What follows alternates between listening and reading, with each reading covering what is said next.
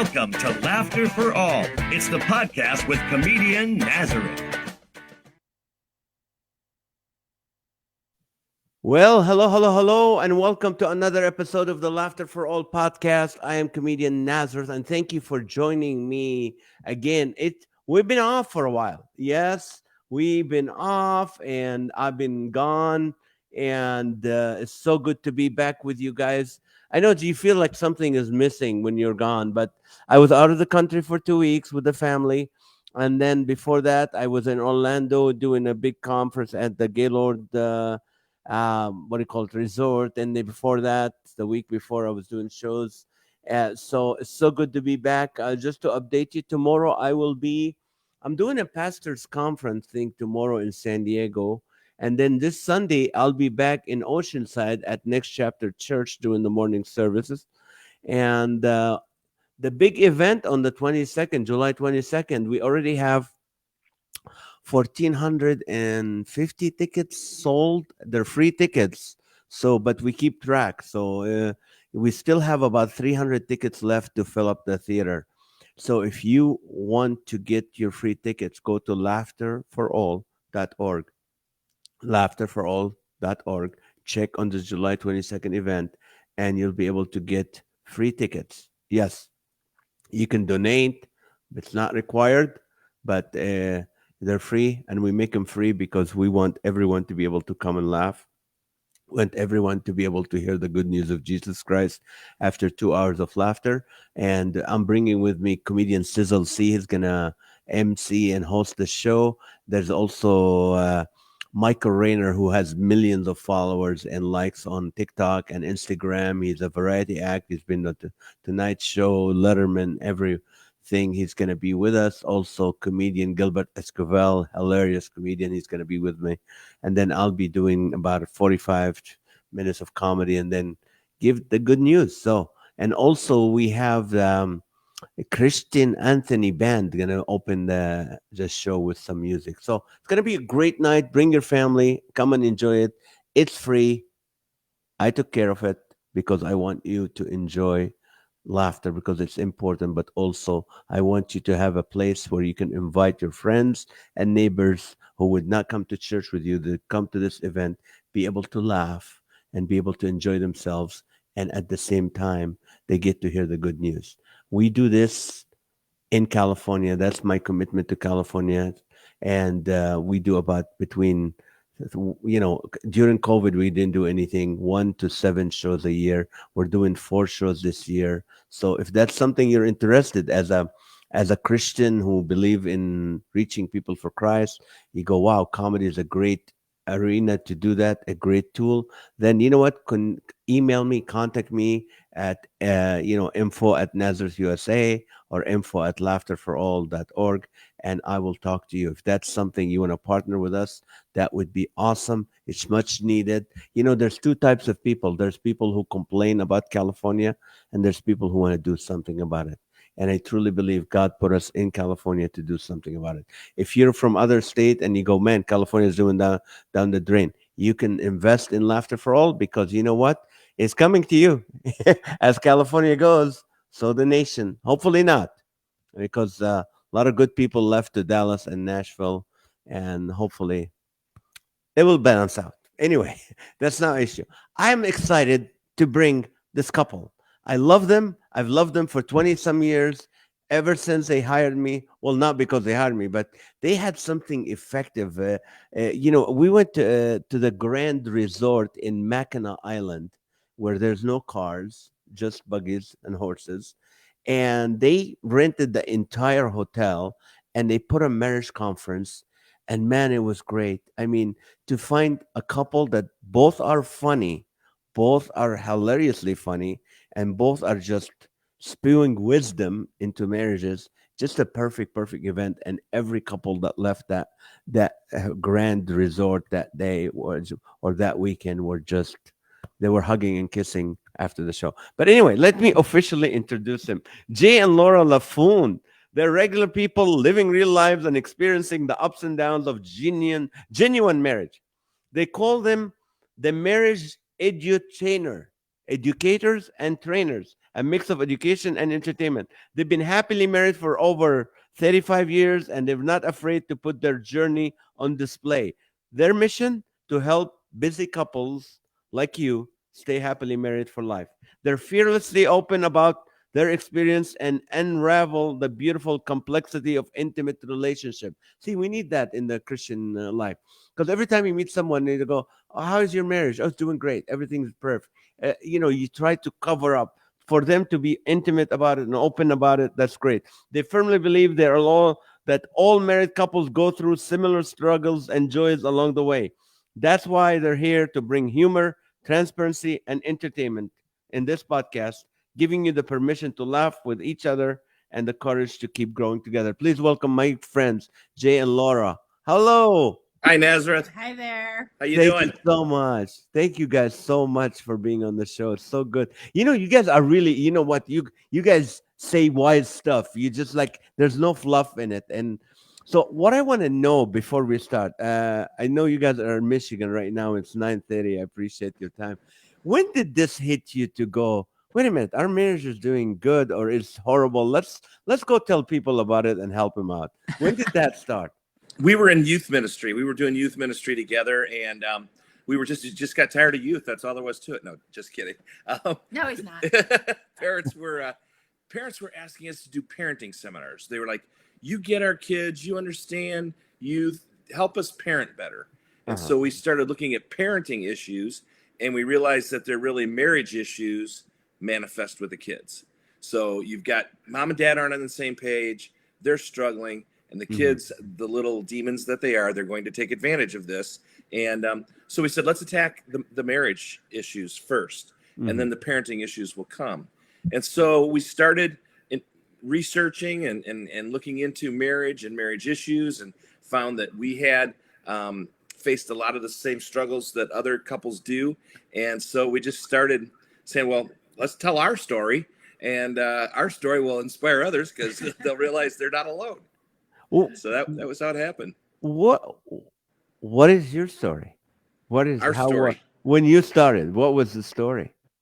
We almost actually July 4th of this year, we met 39 years ago on a blind date. Oh, One of my best friends had married someone that Jay knew, and we were in Atlanta, Georgia, and they wanted to get him out of their apartment because he was living with them. I had gone to work for my friend. Yeah. And they were headed to a Braves game, and they said, "Hey, we've got the perfect guy." My friend said, "Hey, I've got the perfect guy for you." And we went to the Braves game, and then I invited him to go play putt-putt a couple nights later. Oh, no. First, we got to hear about this. Okay. So we're at the Braves game, all right? And it was wonderful. We had great conversation. Baseball is a wonderful thing to go and enjoy and still have conversation.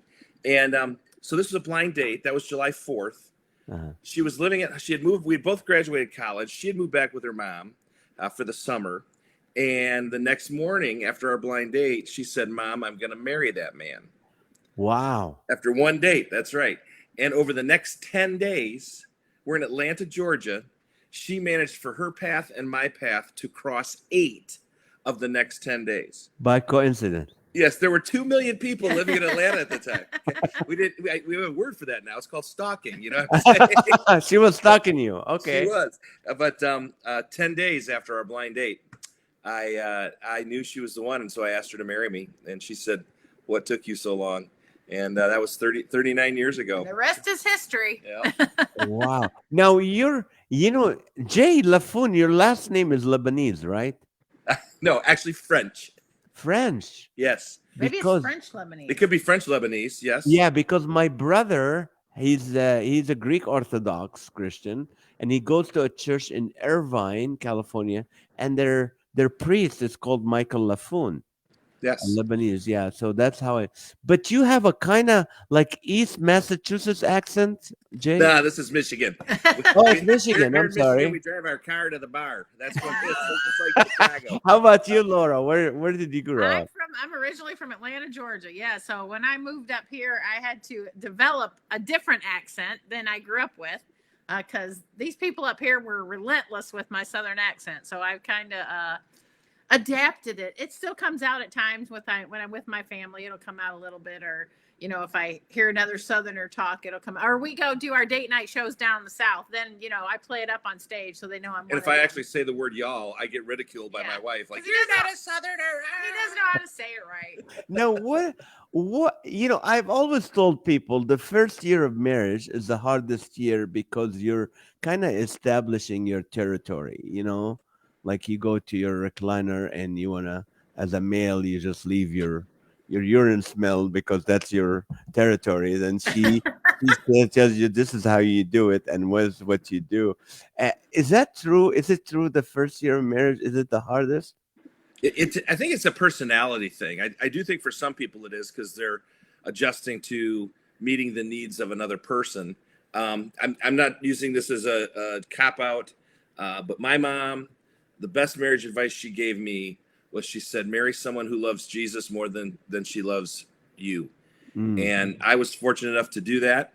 And so Laura has had the patience of the good Lord with me over the years. And I've been blessed. Don't get me wrong, we have had so many ups and downs. We've had so many trials, so many troubles.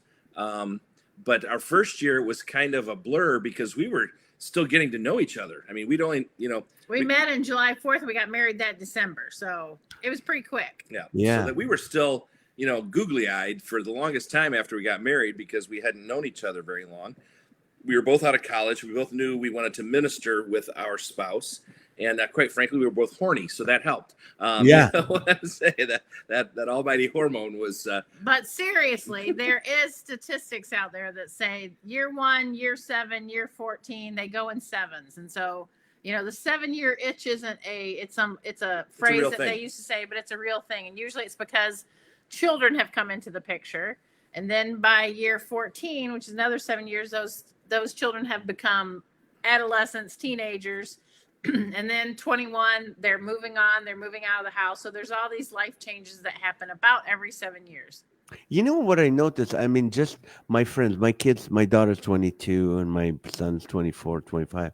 And right now, all their friends are getting married at 20, 21, 22. Is this because what Jay just said earlier? Is this part of it that they don't want to sin and they want to have sex, so they get married? Is this healthy? Is this right? What do you think? That might be true with a Christian young adult. I think non-Christian young adults aren't getting married. Right. They're living together. They're cohabitating. Those are statistics as far as more and more marriages are happening in their early 30s and mid 30s as they are to the young 20s. But I would say probably with young Christian young adults that they probably are getting married so they don't sin. But it would be naive of us to think that they may not have already. Right. Oh, so our son and his wife came to us between their junior and senior year of college, and they said, we love each other. We know we're going to get married. I've given her the ring. We just can't decide, should we get married the summer between our junior and senior year, or should we wait till after our senior year? And I just, truth is truth. I spoke it to him, and I just said, well, here's the deal. If you get married between your junior and senior year, you will most likely have financial struggles because you're in college still. If you wait and get married after your senior year, you will have sexual struggles. So you're going to have struggles one way or the other. You need to choose which ones you want. And my son was like, I'll eat ramen. We're getting married. But what was interesting is this. When they got married, they emancipated themselves from us and from her parents because they were now married. And so they got more financial aid to go their senior year. They ended up being better off financially than they. Now they weren't well off, but they were better off than they thought they were going to be. So that was kind of a blessing. And I do think for some people, no matter what the age, when you know. If you've dated and if you've been, observant of members of the opposite sex, what is going to work with you and what you are attracted to and vice versa. So Right. And I just want to say there's 270 people right now watching live. And I just want to say we are open. If you have any questions you can ask while we're doing this, they probably Jay and Laura will open to answer it. And no better person to answer it though. and if we don't know it, we'll make it up. Yeah, we'll make it up. Now, what makes Jay? What give you that wisdom to be like when you got married and it was just like right away you got into youth ministry and then you guys went into the marriage, speaking to parents about and looking into your marriage. What do you think gave you the wisdom? Was it the troubles in the marriage or was it the joys of marriage? What was does that make I sense? Like Yes, what got you to become experts into this? I think both Laura and myself had great role models. They weren't perfect by far. I mean, and their warts, they would wear their warts proudly. They would wear their scars proudly, but they were committed to each other. And again, the advice my mom gave me, I'm 16 years old. My parents are going through a hard time. I know it. My sister knows it. Everybody knows it that they're struggling. And I'm help. This is how much I was concerned for my parents. I volunteered to help do dishes with my mother. Okay, at 16. All right, so and I just said, "Mom, are you and Dad going to get a divorce?" And she took the dish rag and she just whacked me across the face with the dish rag. And she said, "Don't ever think that." And I said, "Why?" And she said, "Because your dad loves Jesus more than he loves me, and his goal is to serve the Lord. We'll get through this, but we are going to have struggles and trials." Laura's dad was sick her entire life. Mm. 4 heart attacks, three Four strokes, heart attacks, 3 strokes, diabetic, diabetic. polio. He had everything. And her mom was, in my estimation, one of the best examples of honoring the marriage vow in sickness and in health, because she stood by Sonny through sickness after sickness after sickness. And so that was a great model for Laura. And that was the start of it, clearly. I think then we were so working with youth and seeing so many troubles in kids' parents. And here's the cause of it. We would, really drill down to what's the cause of the problem. That gave us a quicker wisdom maybe than normal. But it has not kept us from our share of problems. I mean, when we got married, Laura did not understand the word budget. She thought it was a curse word, and so Money was for spending. I'll join you. I'm still in that boat. so we struggled with money, and we talk to people all the time about the big three in marriage. Okay, Big what are three. they? Oh, okay, Lebanese. All right, that you'll conflict about. Oh wait, That's money, sex, and family. Mm. Those are the big three, and you wrap all of that up in the fact that men and women communicate differently, and things can explode quickly in marriage. Let me ask you this, and you get married, and it's just like you come as a husband with the ego, with like, okay, I'm gonna take care of her. I love her. I do that, and slowly you start noticing that as the years go by, your spouse starts looking at you as like you don't know what you're talking about. She went like, she goes from wow, you're amazing, you know everything, to let's ask someone else. I don't think you know what you're talking about. How do you deal with that in marriage? Nazareth is called menopause. That's what happens. Okay. Yes, menopause has me longing for the good old days of PMS. I'm telling you that much, right? But no, it's true, because I vividly remembered when we first got married, Laura would laugh at everything I would say. I could say asparagus, and she would laugh. She would giggle. And I don't remember when it was, but I said at some point, I said, "Honey, when did I go from amusing to annoying? When was that?" At the altar. And it was at the altar that light switch. Yeah.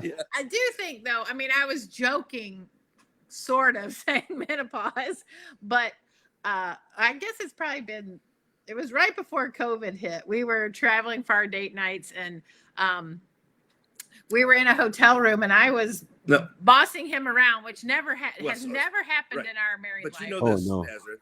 the only way you can survive on the road is to have certain routines. Yeah.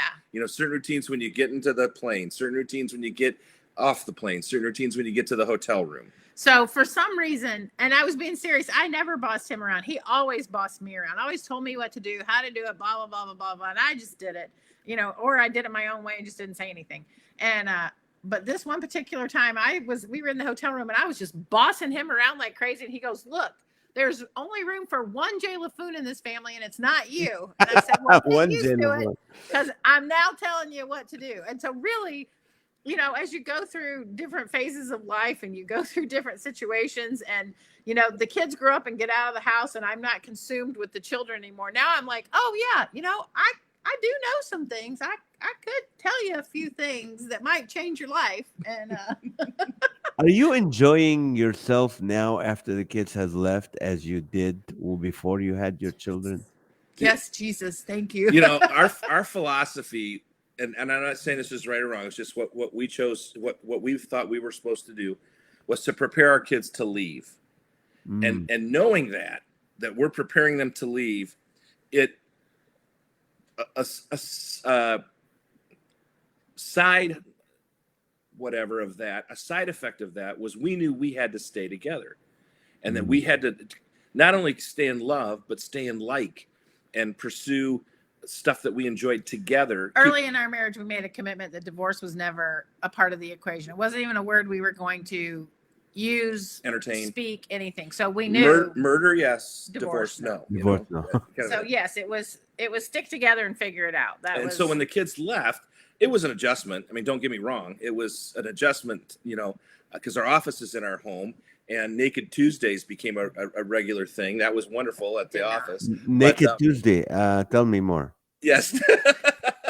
Well, only one of us. I know we have tacos on Tuesday here in California. It's not me, so there you go. But no, we had some adjusting to do, but we also knew that we are each other's biggest fan. We're each other's best friend. You know, don't tell my golfing buddies, but I'd rather golf with my wife than with my buddies, simply because she is my best friend. And so that's helped the empty nest go a little bit better. How about you? I think I still have one vulture left in the nest, and we still have to chew the food and just drop it in her mouth. And that's keeping us, you know, because I started later, and we had 7-year gap between our second child and the third one, so we still feel young to have it, and we're still, you know, as there's always Maha, my wife, and she's an amazing mom, and I know she's a stay-home mom, which means she works 120 hours a week with the kids. And I was the one, I think our marriage, and that's where, you know, it's different for you guys, because I traveled, and when you travel and you come home, you're so excited to see your spouse again. And when I met my wife, when I met Maha, the day I saw her, I asked her to marry me. And I went to the Gaza Strip. I wasn't planning. I was doing business for my dad. Saw her, asked her to marry me that day. And then 5 days later, we're engaged. And then I came back to the States. And for a year, we talked on the phone. And that became our way of communicating. Is like we're always on the phone talking to each other. So when I traveled a lot, I found out that, you know, when I come home, it's so exciting to be back home with them. But you said something earlier that was very interesting, because we just came from Europe, and thank you, Points, American Airlines, and Marriott, we're able to go to France, Spain, and Italy with the points. But I'm the guy that came out of the plane. Okay, let's get to the rental car. Let's get the rental car. Let's get to the hotel. And they're like, relax, we're not working. But you're right. You established some routines, and it became frustrating for them, for me to be able to try to be on the spot, like let's go, let's do this. So what's your biggest challenge being on the road together? I mean, sometimes, like, let's say Jay is like, I'm excited, we're gonna speak right now in an hour, we're gonna go, and there's thousands of couples we're gonna speak to, and maybe Laura is in a whole different mood. How do you guys fight? Did you ever fight right before to go on stage? Oh yeah. We were in Fort Wayne, Indiana, We were doing a conference, one of our Celebrate Your Marriage conferences, and I don't remember what we were fighting about beforehand, but we stepped up to do our sound check, and something wasn't going right with the technology. And I don't remember. She was upset at the sound man. I was upset at the sound man because I didn't think he wasn't ready. You know, I'm a prima donna. You know how that is. Oh, police! He wasn't ready, and he clearly wasn't. And you know, the show's starting in a short while, and so she's kind of spewing to me how she's not happy with the sound guy. And I think I said, you know, never. You think you said? You did say. No, I said just relax. Ooh. And you never tell your wife to just relax. Oh, you just don't, because if they're going to be upset, they're going to be upset. And she said, so we started arguing. So we're on stage. Okay. I just said, relax. And she said, relax. You're going to see relax. I'm going to let you do this show by yourself. And without missing a beat, I said, fine. It'll be better that way. Oh, okay. Ooh, yeah. I took my mic off and left the auditorium. You did? We had a hospitality suite that was attached to our bedroom, and it was where the staff can come in and get, you know, snacks and drinks and stuff. And we went to the hospitality suite, and we could not have been on more opposite ends of the couch. I mean, she's hugging this side, I'm hugging this side of the couch, and we've got golf or something on TV, just something benign on TV. And our comedian, who you know very well, Mike Williams, he walked into the room. He opened the door. He took one look at us and he went, "See you later." And he just shut the door because the tension was palpable. And now it's kind of become a joke. Before, for some reason, I mean, I know why. It's the enemy attacking. But before a date night weekend or before one of our conferences, we'll have some big blow up fight. And now we just laugh when it's over. We look at each other and go, well, it's going to be a great weekend. It's going to be a great weekend of ministry. Because that is kind of the way it's worked out. But yeah, when we travel, the challenge is he gets a very high energy. He's a very high energy person. I'm much more even keeled. And so he's like, we got to go, we got to do, we got to, and I'm just like, whoosh, let's just breathe. Let's just, let's walk through the airport, not run through the airport. And then when we get to a venue, if everything's not just, working, boop, boop, boop, boop, he gets all antsy and anxious. And I'm just like, it'll be fine. It'll be fine. So that really is the only challenge, who you guys energy wise that we have. Okay, I have a question from Alan Goodwin. It's good. Well, I'll read this comment first. Naz and Maha are great family role models. Thank you, Alan. Okay, have the two of you ever stopped communicating? The couples that keep talking in good and challenging times seem to have lasting positive relationship. So have you ever stopped communicating where you felt, you know what, it's useless? I don't think we have. Now, we communicate very differently, especially when we're in disagreement. Jay is he's more of a... I just do this. I just smile. No, that's not what I'm talking about. That's annoying. I'm talking about how he just clams up. He doesn't always say exactly what he's thinking. When we're in the middle of a disagreement, he doesn't say too much. And I just keep going. Like I'm like that little chihuahua that's like... And then he pulls out the smile, and then it becomes, like I want to throw a grenade at him. But it really is. We express our emotions differently, but we don't ever stop communicating. And we might take a break. We might walk away from it for 5 or 10 minutes, but we always come back to it because you've always got to come back to it. You have to come back and talk about it because this person is right. If you stop talking and you stop communicating, the number one indicator of divorce is apathy. It's you just don't care. And so you quit talking, you quit communicating. You may argue a lot, you may bicker a lot, but that shows that you still care about the relationship and about the marriage. So right. that being said, in our coaching program, one of the things that we coach is that proper communication doesn't have to be perfect communication. And so take 15 minutes a day of uninterrupted conversation. It may be silly. It may be about, aren't the flowers in our garden looking great this time of year? But set aside that time, make an appointment like you would for anything else, be it first thing in the morning, after dinner, late at night. And when I say uninterrupted, I mean no screens. No phone.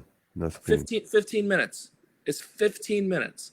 But you will be amazed what that does for your marriage, because then you'll end up not talking just about some of the flowers in the garden or the lawn needs mowed. You'll be talking about, boy, did you hear what the pastor said this week in church?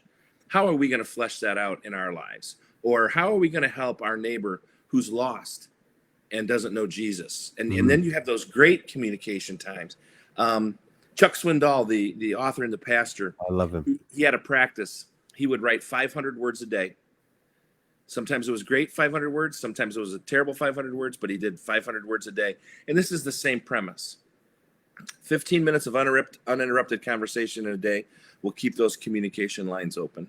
Speaking of pastors, Jay and Laura, a lot of times you see the pastors on the pulpit, they're always like acting like their marriage is perfect. And I think a lot of Christians sometimes they don't open up about the problems they're having and stuff, fear of like being judged as they're non-believers or they don't have enough faith and all that. How do you deal with that? It's just I feel in a way I feel badly for pastors because they're in kind of a catch-22. We've had a number of pastors say to us, they'll call us, they'll book us, they'll start promoting the date night, and they will literally have parishioners coming up to them saying, "What's wrong with your marriage? You've booked this marriage thing. What's wrong with your marriage?" And it could be that there is something a little off because they're human, or it could be that I just see there's 35, 50 couples in our congregation who are on the brink of divorce, and I want to try and do something to stop it. So we try and give grace, but one of the things that we're working on right now, we've been interviewing a lot of pastors on marriage in the church, and not marriage in their church, but marriage in the church, big C, and asking the question, what do you think the state of marriage is in the American church? Not one answer was positive, not one. And some of them were quite frightening. One actually said they're hiding. Marriages are hiding. They're hiding from the truth. They're hiding from the fact that they don't have a healthy marriage. And, the bottom line is Satan doesn't want us bad. He wants us busy. Because when we're busy, we get distracted from the important things in life. And I think that you're married outside of Jesus, your marriage relationship is more important than your kids. More important than your job, more important than anything else. You got to get it right here. And we don't always get it right, but that's what you strive for. What do you do when the married couple, they have a child that maybe special needs or a teen or an adult, and maybe there's no agreement on how to deal with that child? That's an extra stress on the marriage. How do people normally handle that? That's a great question. And I think that they have an understanding of grace that the rest of us don't, because they are in a position where they have to be full of grace all the time. And I would say there's a lot of situations in having a special needs child, or maybe your grandparents raising your grandkids because your children are addicts and can't take care of their own kids, whatever those situations might be. There's always help and hope from professionals. And I think too often in the church, we don't encourage people enough to get help from Christian therapists or Christian whatever, to go to a counselor and have somebody that can walk you through situations that just the traditional marriage may not have to deal with. And having that help and having that support system is hugely important. And being a part of a group, we have friends in South Carolina that raise special needs children, and they have support groups. They are part of small groups that everyone in their group have special needs children, and to just be able to live life together and know that you're not going through it alone is hugely important. So I think it's really important to not be afraid. Don't shy away from getting help, professional help that can help walk you through those situations. And here's just some, if I had the opportunity, I would do.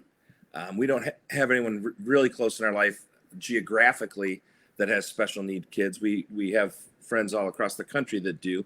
But if we lived close, I would work hard to become friends with that child, me personally, so that, and Laura as well, so that we could say to mom and dad, we'll watch Richie tonight. You guys go have a date.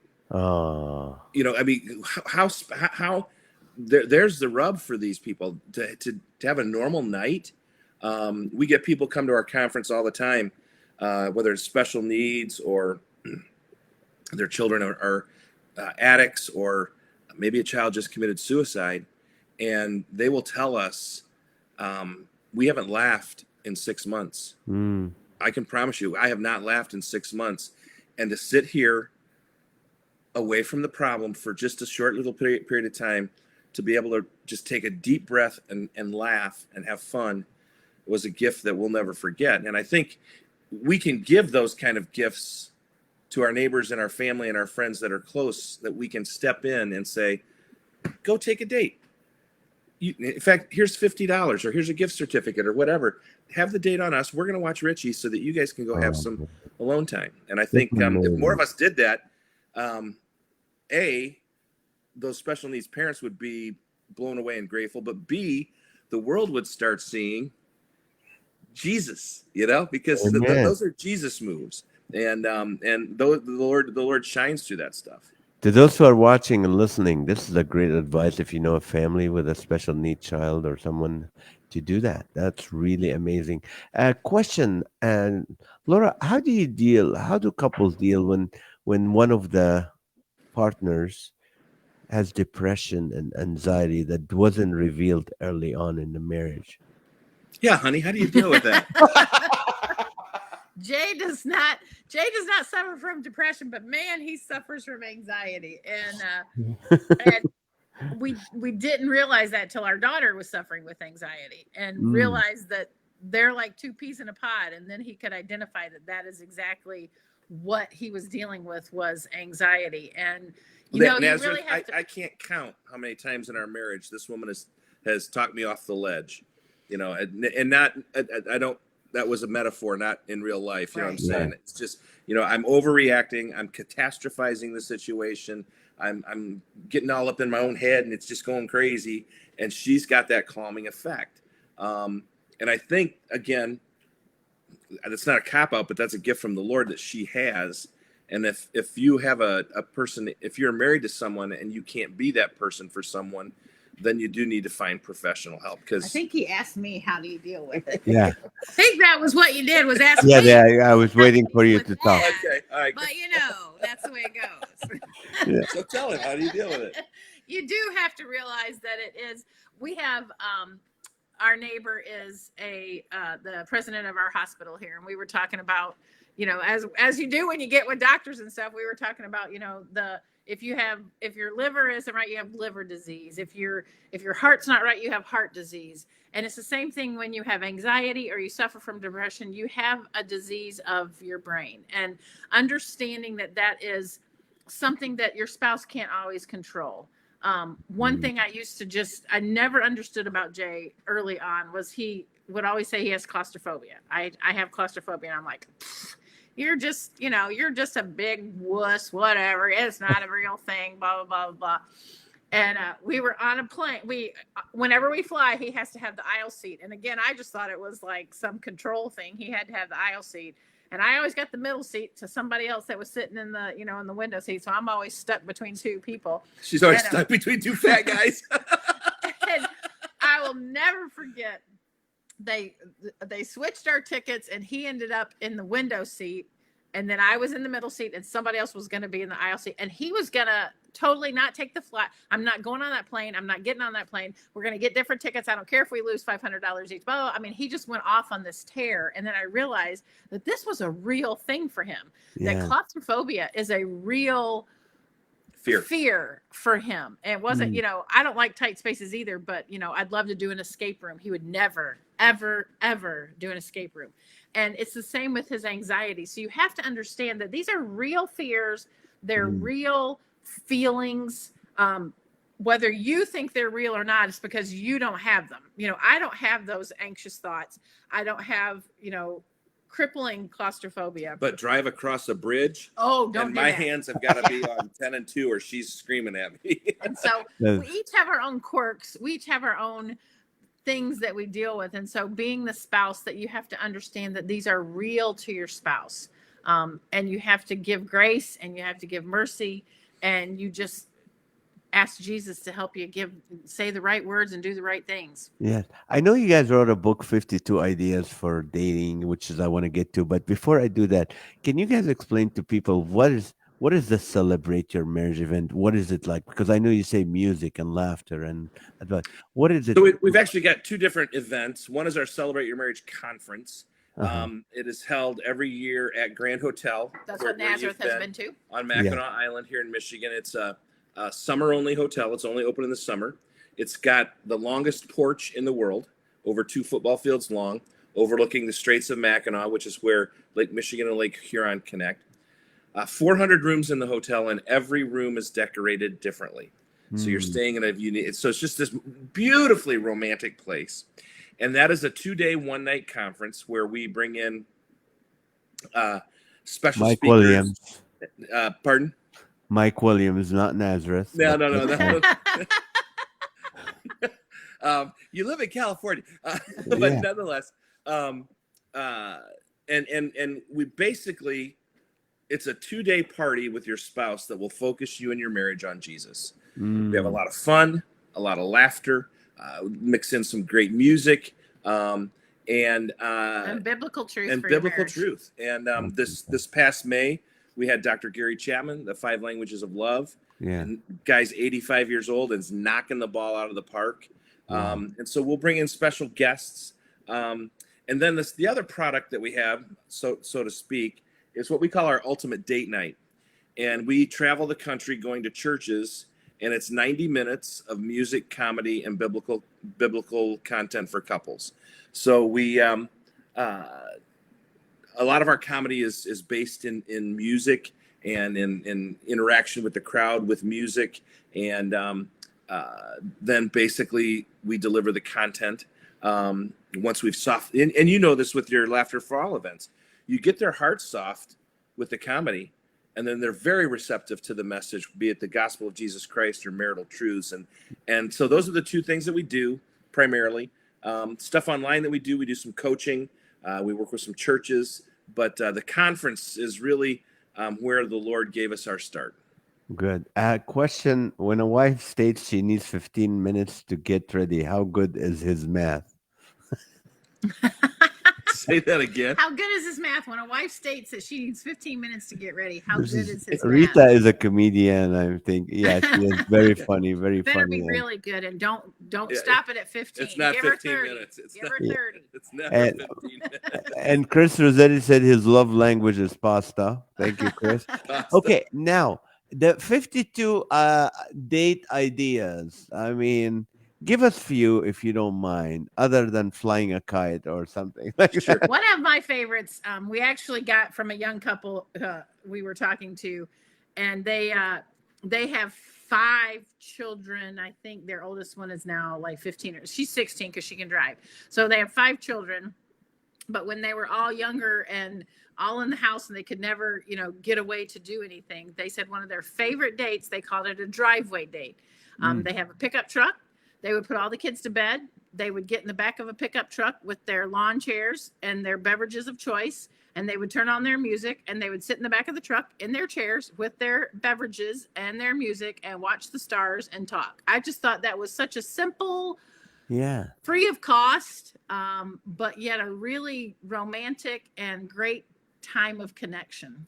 Another one that I like is what we call a drive to nowhere. And Laura is kind of an amateur, Laura's a very good amateur photographer. And so we did this a lot. We did this a ton during COVID, is you turn off the GPS, you turn off your phones, and you just start driving.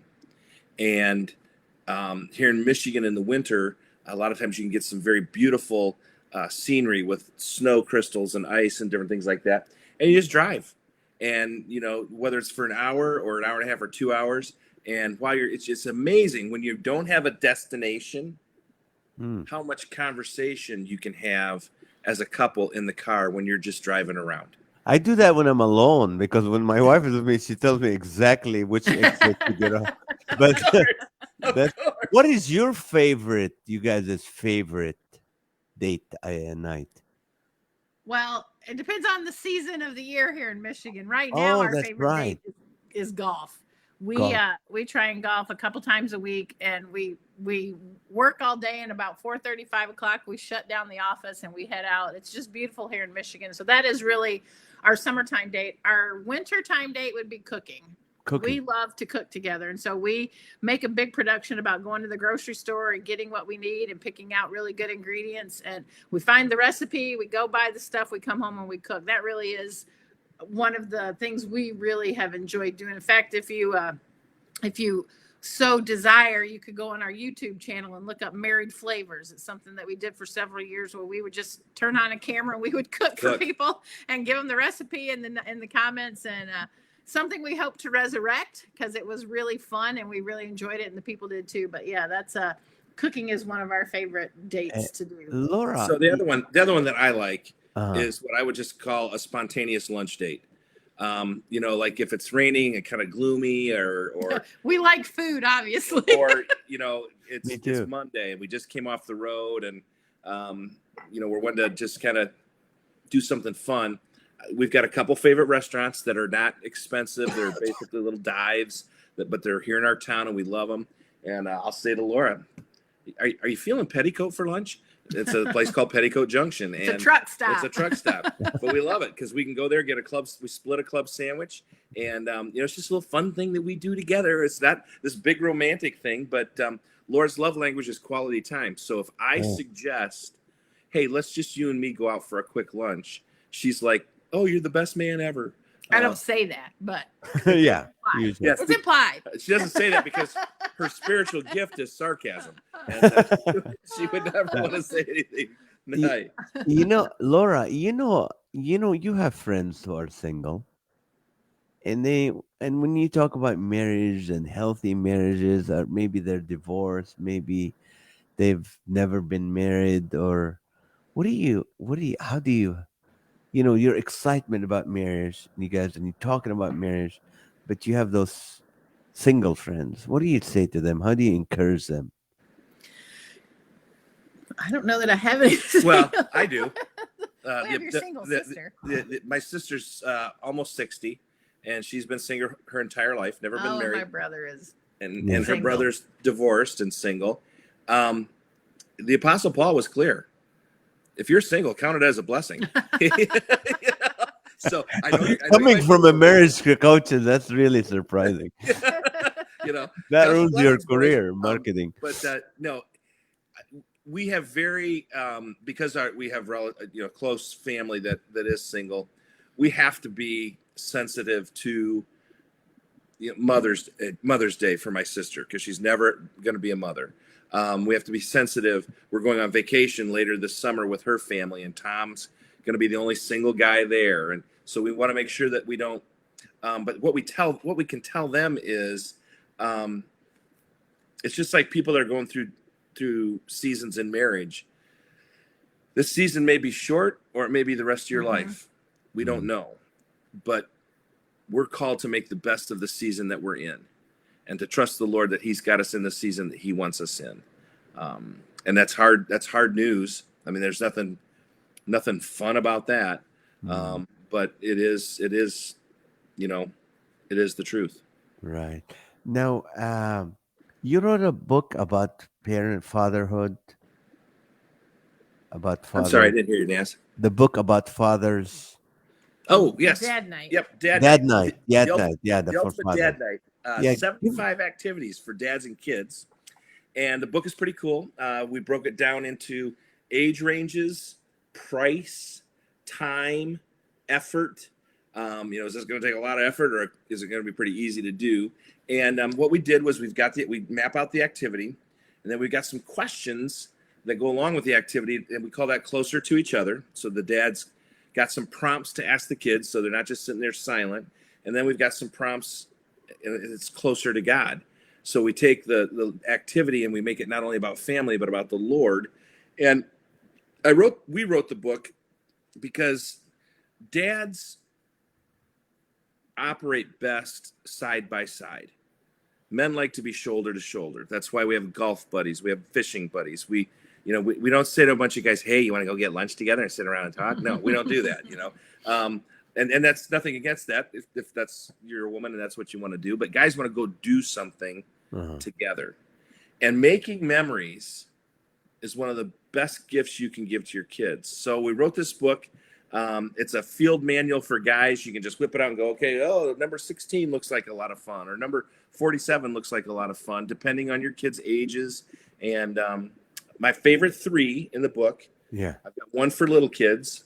It is birdhouses. Building a birdhouse. You can go to a craft store and get birdhouse kits that are very simple to put together. You don't have to be mechanical. You paint them, you place them a place in your yard, and you watch the birds come. For them middle-aged kids, the 10 to 12-year-olds, we just call it ninja training. And you haul stuff out of the garage and you make an obstacle course in the backyard. And you time them and you have contests and you can see who does it the fastest. And then for the older kids, my absolute favorite one is axe throwing. I don't know if you're familiar with this, but there are now axe throwing parlors all over the country. They're like bowling alleys. You have your own little lane, and they teach you how to throw the axe, and you have contests. And you know what 17-year-old is going to go, oh, this is boring. You know, I'm throwing an axe like you know, back in the olden days. And so it's a fun book. It's designed to help dads get creative and not just do the same old thing with their kids. That's a great. I wanna order one. Is this on Amazon or should we go to Jay and Laura for that? It's on Amazon. Yep. But you can also go to Jay and Laura. Yeah, I would rather. I always tell my listeners and viewers, go to the author's site and buy it. You don't want to go to Amazon and then you get $2 or $1 and they get the rest. So 25 cents. 25. Yeah, right. Oh yeah, I'm doing better. Okay, so that's. What was your biggest fight in your 30-some years? What was that about? Well, I can tell you our first fight, and then maybe we can think of our biggest fight. We were engaged, and there used to be a Bill Gaither, the musician. I know him. Yes, I worked with him. A program called Praise Gathering in Indiana. Yep. Indianapolis. I did Indiana actually. I did the convention center. Yes. Yep. And we were engaged. It was the fall of 1984, and my parents thought it'd be great if all of us went to Praise Fest together so they could get to know Praise Gathering so they could get to know Laura better. So they rented a suite of rooms. So, you know, we weren't sleeping with each other. And we went to Praise Gathering and we went to a couple of the things. And then Laura and I said, you know what, we're good. We're going to stay back and relax in the room and watch some TV. Now, you got to remember, this is 1984. We didn't have many convenience stores back then. At least not in the downtown Indianapolis area. Downtown Indianapolis. And Laura has a penchant for chocolate. And so we're sitting here watching TV, and she said to me, I am in the mood for some Oreos. And earlier today in the hotel gift shop, I saw that they had some Oreos. Would you go get those? And because I'd like some. Being a good future husband, I'm like, you bet, dear. So I bipped down to the hotel store. This is 1984. There's 6 Oreos in the package, and it's $3.52. Right. Okay. $3.52 for 6 Oreos in 1984. I came back up to the room empty-handed. That was when the fight began. And the classic, so I'm not worth $3.52 to you. And I said, no, you're worth $1 million, but the Oreos aren't worth $1 million. I realized then I was marrying a cheapskate. Yeah, so that was our first fight, and it was. I mean, doors were slammed. And it was. But I would say our biggest of those 3, money, sex, and family, our biggest fights or disagreements are about family, raising kids, boundaries with extended family. And you know, the money thing, she's great with money now. She operates with a budget. Sex, we had some challenges early on because, like most men, I thought I was going to have sex every night, and you know, Laura wanted to have sex in June. But it was really you missed it when you bring kids into the world, and you realize that you're coming from 2 different families that raise kids 2 different ways, and now you've got to mesh that. There were a lot of arguments about that, and then boundaries with primarily my side of the family. Wanting to be overly. They're just always there. They live 2 miles down the road. They're always there. So that's what our biggest arguments are about. Yeah, that's the biggest challenge, family. A lot of people don't, understand that. It's like not. It's because family is, they're family. You've got to love them. You've got to have them be a part of your life. But doggone it, they're crazy. Right, because you know what? Sometimes you have your family and you think they're normal. All your life you think that's normal. Then you have the spouse who's new, it comes from the outsider, and go, they do this, that's weird. They do that, that's wrong. They do that, that's what. And your first years is like, no, don't be talking about my family like that. But then after a while you go, I think you're right. I'm weird too. I do the same thing they do. And you're right. You said to put boundaries into the marriage into the family, the extended family, so they know what. Yeah. And I think for me and Maha, I think financial hardship in the beginning, and also being Middle Eastern family and all the family around, that's kind of drew us closer to each other. Because the minute I got married, my thing was, my wife, I'm one with my wife. I'm on her side, right or wrong. Wrong later, we'll talk about it, but right or wrong, I'm on her side 100%. And that kept us, just I have a great, I have to say, I have a great marriage. I love my wife so much. It's been almost 27 years. In August 10th will be 27 years. We're in love. We're great. We have great communication, and I give her the credit for that. But this is funny. We have 4 minutes left of the show, so I want Laura to tell the viewers who are, yes, Laura first, and then I'll get to you, Jay. There's ladies going in their marriage. They're hanging with a thread, and that thread is Jesus. They're waiting for the Lord to do something. It could be alcoholism with their husband, could be their whatever it is, they're walking away from the Lord. It could be anything else, maybe health issues. What do you say to these women who just give them some hope, Laura? Well, I would say I said this earlier, if it's that you're married to an addict, or don't be afraid to go and talk to somebody. You need to have, and I'm going to say this, and this might be it probably shouldn't be your girlfriends. It shouldn't be somebody that knows your husband that you complain to. It needs to be somebody that's out of the situation, that you just have the freedom to say what you need to say, and have somebody give you some feedback as well. So if it's those kinds of situations, the really hard part, and it's not hard to say because it's the truth, is that you did stand before God and say, for better, for worse, for richer, for poor, in sickness and in health, until death do us part. So when it's those little things and you just want to give up, that's one thing. When it's an addiction of any kind, get help and don't put yourself in danger. If there's danger in the home, that's one thing. Right. But other than that, you said for better, for worse. And so really clinging to the Lord, continue to lift up your husband to the Lord, to pray for your husband, whatever that might be. Pray for him and realize that, the Lord hears your cries and there is hope. We just have to take each day one at a time. Right. Jay, what do you say to the guy that's like, I married the wrong woman, but because this is not what I was expecting from a marriage, but because my love for Jesus, I'm a hang on.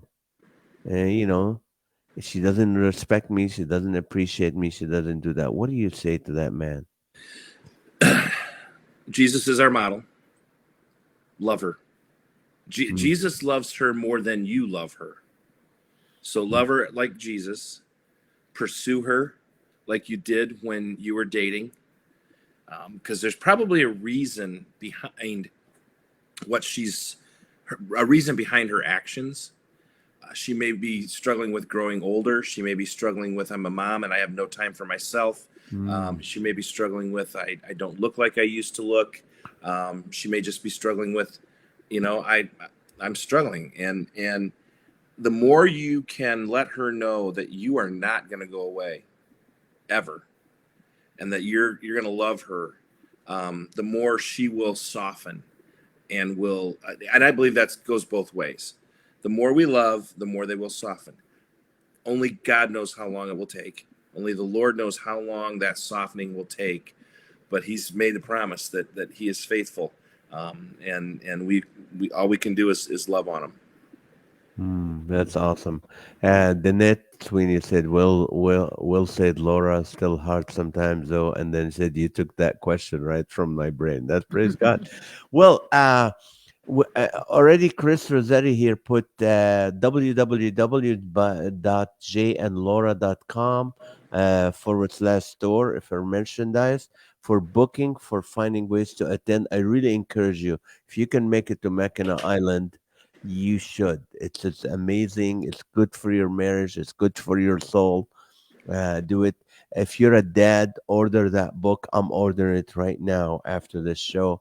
Get that book. Also, I'm gonna get the 52 with date ideas. That's always, because it's so good to have creative people like Jay and Laura to be able to give us ideas that sometimes you're too busy to even think about. So I love what you guys are doing for the Lord, for because God loves marriage, and you're two healers of the marriage. And I loved working with you when I still remember it. I love you guys were so gracious to me, and just you put an excellent event. This is state of the art event at a great hotel. It's not like one of those, let's get in one of those Holiday Inn banquet room No. and do this. This is state of the art, high end. So if you can be there, go there. Love you guys. Thank you so much for taking the time to be You bet, Thanks Naz. for Love having you here. us, too, Naz. and we'll Oh, it's my anytime we can help you out, let us know. let me know. I would love to join you again. It would be great.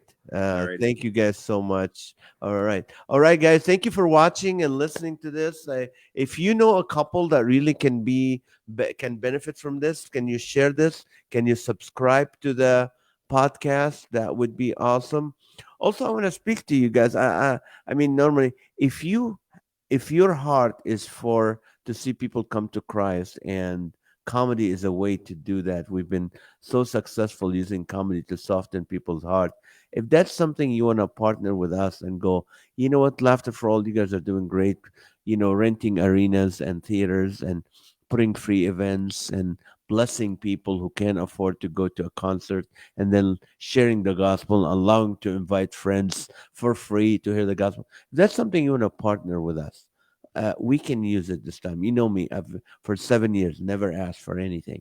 But if you want to partner with us on this, I really encourage you. Just reach out to me directly, Naz at NazarethUSA.com, Naz at NazarethUSA.com, and say, hey, Naz, we need to talk. Let's have coffee. Let's do something. All right. Love you guys. Thank you so much for watching. And remember, July 22nd, next in 10 days, 11 days, we will have our Laughter for All in San Bernardino, one of the hurting cities in California, a free event at the California Theater of the Performing Arts. There's about 300 tickets left. We have almost, this place seats 1,875 people. So get your free ticket at laughterforall.org. Love you guys. Thank you for watching. Have a great night. Thank you. All right.